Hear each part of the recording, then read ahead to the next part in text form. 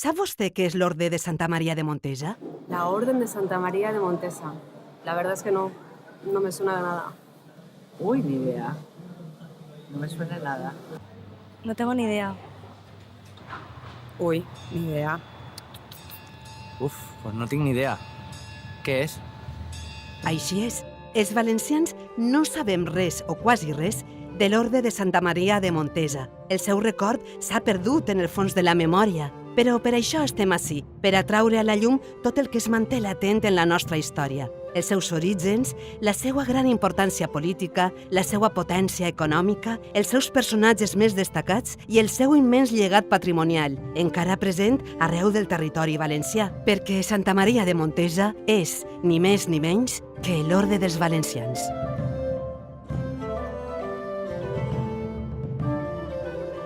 Els seus orígens cal trobar-los en el segle XIV, en la desgràcia de l'Orde del Temple. En 1307, el rei de França va decidir perseguir els templers per tal d'acabar amb el seu enorme poder, acusant-los de tota classe de pecats i heretgies. El gran mestre del temple va ser cremat en la foguera i l'orde va desaparèixer. Ací, a casa nostra, Jaume II va aprofitar per actuar de la mateixa manera, iniciant un procés contra els templers que tenien importantíssimes possessions arreu de la corona d'Aragó, com els impressionants castells de Montsó, Miravet o Peníscola. Alguns van resistir en les seues fortificacions durant més d'un any i mig, però finalment van ser vençuts i la congregació va ser definitivament suprimida en l'any 1312. Les ordes militars són institucions de l'Europa medieval formades per nobles i cavallers que participaren del seu procés d'expansió territorial i també de l'expansió del cristianisme. El seu escenari habitual conegut és el Mediterrani, el conflicte amb el món musulmà, les croades, Terra Santa. Però també actuaren en altres zones d'Europa, en el nord, el mar Bàltic, l'Orde Teutònica front als pobles eslaus. A la Corona d'Aragó el protagonisme va estar en mans de l'Orde del Temple i l'Orde de Sant Joan de l'Hospital. Participaren activament de les conquestes i el repoblament del sud d'Aragó, de la Catalunya Nova, de Mallorca i de València. En el cas del Regne de València s'instal·laren sobretot al Maestrat de Castelló i en alguns altres pobles que reberen en el repartiment. I la seva història s'allarga fins a 1312, any en el que el concili es decreta la dissolució de l'Orde del Temple. Ahir el rei Jaume II d'Aragó va decidir que a Catalunya i Aragó els béns del Temple passaren a Sant Joan de l'Hospital, però per al Regne de València va decidir una altra solució. En concret, Jaume II va negociar amb el papa Joan XXII la creació d'un nou orde militar propi i exclusiu del Regne de València. La nova congregació, d'obediència cistercenca, rebria totes les possessions del desaparegut Orde del Temple i la major part dels béns de l'Orde de l'Hospital, de manera que passaria a ser el principal estat eclesiàstic del territori valencià. Així, el papa va concedir la seva butla fundacional en 1317 i, finalment, en l'estiu de 1319, va tindre lloc al Palau Reial de Barcelona la solemne concessió d'hàbits dels primers monjos de Santa Maria de Montesa. Montesa, en la comarca de la Costera, va ser la vila triada per Jaume II per tal d'instal·lar la seu i casa mare del nou orde militar i religiós. Era una decisió estratègica. La conquesta del Regne de València ja havia finalitzat, però encara hi havia perill de sublevacions musulmanes en les muntanyes del sud i d'atacs procedents de l'Emirat de Granada. D'una altra banda, Castella era la gran enemiga per Ponent i Montesa estava mirant cap al sud, en previsió d'atacs musulmans, i just en el camí que venia de Castella, per la via d'Almansa, defenent Xàtiva, que era llavors la segona ciutat del regne. A partir d'aleshores, amb la construcció d'un enorme i inexpugnable castell-monestir, Montesa va esdevindre un nom únic i poderós, un dels símbols de la potència del Regne de València. A partir del mateix moment de la seva constitució, l'Orde de Montesa constitueix el domini senyorial major del Regne de València en extensió, en habitants. Domina l'extrem nord del regne, el Maestrat, Sant Mateu, Culla, Peníscola, Onda. A la vora de la ciutat de València té Montcada, té Carpesa i Borbotó. Més al sud té Silla, Sueca, la pròpia Montesa, evidentment, i encara més al sud la vall de Perputxent, habitada per musulmans. No té, no obstant això, una presència a les veritables fronteres terrestres i marítimes del regne, de manera que més que aprofitar com una defensa contra les incursions musulmanes, contra els infidels, és utilitzada per la monarquia com una eina militar contra els seus rivals francesos, genovesos, sards i castellans. L'Orde de Montesa està format per dues categories. Per un costat, els frares clergues i els frares cavallers. Els frares clergues es dediquen a la litúrgia en el convent de Montesa, seguint les normes del cister i la regla de l'orde de Sant Benet, com qualsevol monestir cistercenc. Per un altre costat tenen un parell de parròquies, que fan de rectors d'aquestes parròquies, i per l'altra part estan els frares cavallers. Són els qui realment cavallers seguint el ritual de la cavalleria, que haurem vist en la literatura o en qualsevol de les pel·lícules, i són els que s'han de dedicar, en teoria, a la guerra. La diferència respecte als anteriors és que no s'ordenen, no prenen vots de sacerdots i es dediquen a la funció militar. D'altra banda, com que Santa Maria de Montesa va ser un orde creat pels monarques i tenia un patrimoni senyorial immens, prompte es va erigir en una figura clau del Regne de València. Des d'un principi, el seu paper en les Corts i la Generalitat va ser fonamental, tant per la seva posició política com per la importantíssima aportació econòmica que feia en els subsidis atorgats al rei. De fet, es va convertir en una institució fonamental per a les elits nobiliàries valencianes que es van esforçar per controlar el càrrec de mestre de Montesa amb constants lluites entre famílies, com els Tous, els Vilaragut, els Centelles o els Borja. L'Orde de Montesa és una de les institucions més importants de la història valenciana, no sols políticament, sinó també econòmica. Les bases de la seva riquesa, com en una societat feudal, són la terra, la possessió de senyories, i per tant també tindre vassalls que paguen les rentes. Vassalls cristians, però també musulmans, com eren els de Perputxent, els de Xivert o els de Montroi. Les rendes agrícoles portaven la major part dels seus ingressos habitualment, la terra, el cereal, la vinya i el vi, però també hi ha casos específics com l'arròs al voltant de l'Albufera, el cas de Sueca i el de Silla. Però no hem d'oblidar també la importància de l'activitat comercial des de la Baixa Edat Mitjana. La transhumància de les ovelles i la producció de llana en les terres del Maestrat, Sant Mateu, Ares, Culla, Xivert, les Coves, s'exportava per els ports platges de Benicarló, Vinaròs i Penyíscola, cap a la Toscana, on se produïen els textils que circulaven per tota Europa. Així doncs, l'Orde de Santa Maria de Montesa ocupava un paper cabdal en els aspectes militars, polítics, socials i econòmics del Regne de València. Pareix increïble que ja quasi ningú recorde la seva llarga història.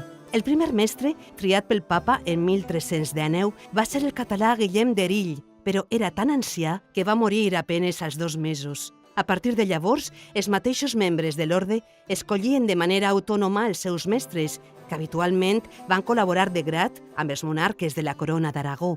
En el mateix segle XIV, amb els mestres Arnau de Soler i Pere de Tous, va començar la construcció del castell monestir de Montesa, aprofitant una antiga fortificació andalusina. I també llavors l'orde va col·laborar activament amb Pere el Cerimoniós per tal d'aixafar la revolta de la Unió i per tal de fer front a la cruenta guerra contra Castella, que va durar més de 10 anys. En concret, els cavallers montesians van destacar en la defensa de la frontera meridional, lluitant en Alacant i Oriola, i també en la recuperació de la vila de Morvedre, l'actual Sagunt, que en aquell moment estava en mans dels castellans. Poc després, Berenguer Marc, un dels oncles de l'immortal poeta Ausiàs Marc, va ser mestre de la congregació a començaments del nostre segle d'or. Aquella centúria va començar per a Montesa amb l'absorció del modest orde català de Sant Jordi d'Alfama. D'ell només va rebre la possessió d'un castell proper a Tortosa, però al mateix temps va adoptar la Creu Roja de Sant Jordi com a símbol que va identificar els montesians a partir d'aleshores, juntament amb la tradicional Creu Negra. Poc després, el castell de Penyíscola va ser la residència del papa Luna, l'aragonès Benet XIII, que va ser l'hoste dels montesians fins a la seva mort en 1423. I al llarg del segle XV van destacar 2 grans mestres, el barceloní Romeu de Corbera i el xativí Lluís Despuig, que van arribar a exercir com a governadors del Regne de València. A més, Romeu de Corbera va ser un dels principals almiralls de les campanyes mediterrànies i va participar en el memorable saqueig del port de Marsella, les cadenes del qual encara es conserven a la Catedral de València. Però a partir de la unió dinàstica dels reis catòlics, la nova monarquia hispànica no va voler tolerar tant de poder autònom al territori valencià. Ferran el Catòlic va intentar la incorporació de l'Orde de Montesa a la corona, tal com havia ocorregut en les ordes castellanes, i per qüestions circumstancials no va poder en el cas valencià, i finalment sí que es va aconseguir 100 anys després en la persona de Pere Lluís Galceran de Borja, un fill del duc de Gandia, i això va aconseguir el besnet de Ferran el Catòlic, Felip II. Galceran de Borja és, sens dubte, un dels més grans mestres de Montesa, entre altres coses perquè el seu maestrat dura gairebé mig segle i acaba de formar dramàtica.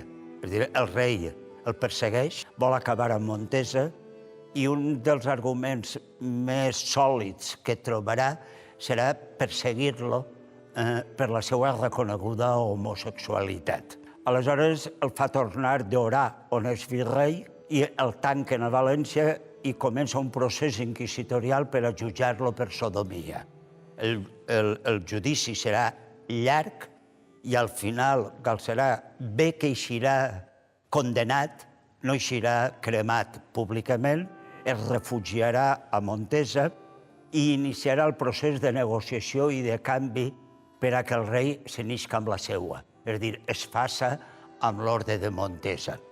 Això s'acabarà assolint i, diguem-ne, entre cometes, com a premi per a aquesta definitiva submissió, el rei li concedirà un bon morir com a virrei de Catalunya. Aquest serà el final de l'Orde de Montesa com a orde autònom del Regne de València. Va ser així com el mestre de Montesa, Galceran de Borja, va haver de pactar amb Felip II. Li perdonaven la vida, a canvi que, a la seva mort, els reis de la monarquia hispànica ocuparen perpètuament el càrrec de mestres de Santa Maria de Montesa. Per tant, a partir de la mort de Galceran de Borja, en 1592, l'orde va passar a estar controlat directament pels monarques. Montesa perdia així la seva autonomia centenària davant l'avanç incessant del centralisme castellà.